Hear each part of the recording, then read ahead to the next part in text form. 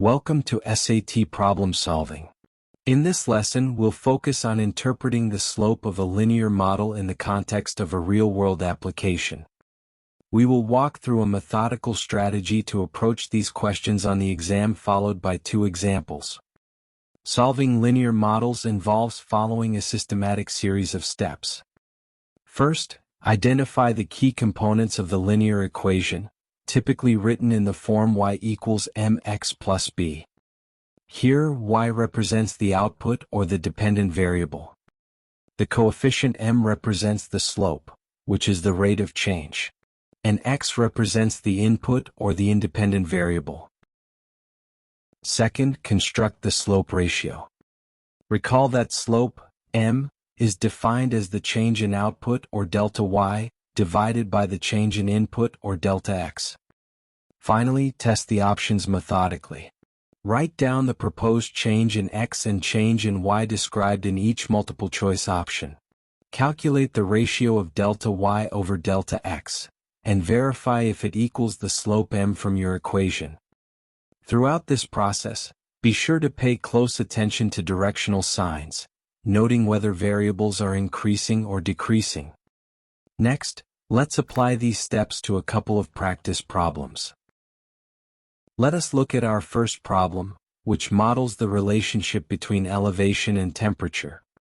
An environmental scientist uses the model T equals -6.5 E plus 15 to estimate the average annual temperature, T, in degrees Celsius, of a mountain region based on its elevation E in thousands of meters above sea level.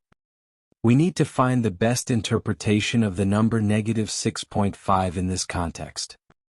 Looking at our model, -6.5 is the coefficient of E, which means it represents the slope.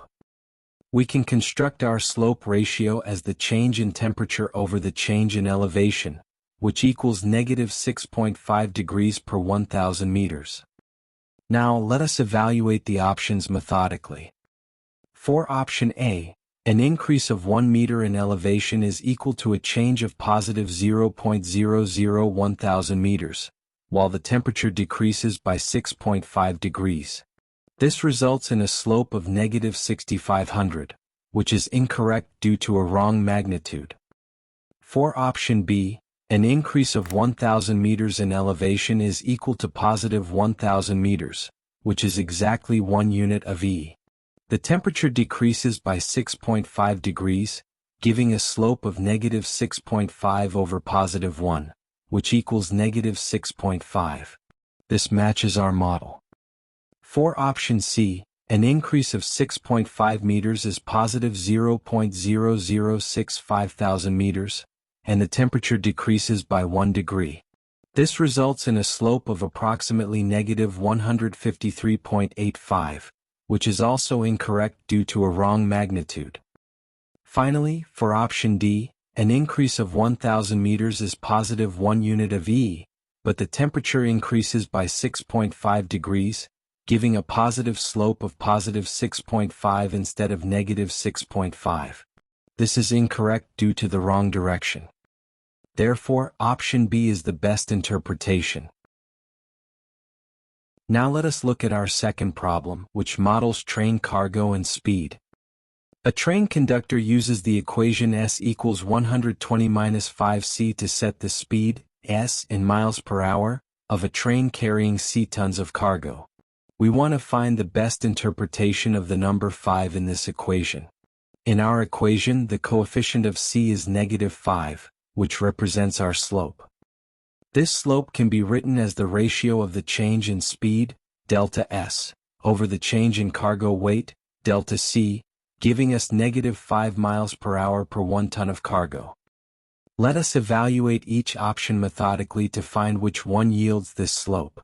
For option A, an increase of 1 ton in cargo is a delta C of positive 1, and the speed increases by 5 miles per hour, which is a delta S of positive 5.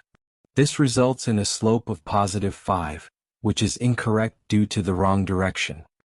For option B, a decrease of 1 ton in cargo is a delta C of -1, and the speed increases by 5 miles per hour, which is a delta S of positive 5. Dividing positive 5 by negative 1 gives us negative 5. This is correct as it matches our model. For option C, an increase of 5 tons is a delta C of positive 5, and the speed increases by 1 mile per hour, which is a delta S of positive 1. This yields a slope of positive 0.2, which is incorrect due to both wrong magnitude and sign. Finally, for option D, a decrease of 5 tons in cargo is a delta C of negative 5, and the speed increases by 1 mile per hour, which is a delta S of positive 1. This gives us a slope of negative 0.2, which is incorrect due to the wrong magnitude. Therefore, option B is the best interpretation.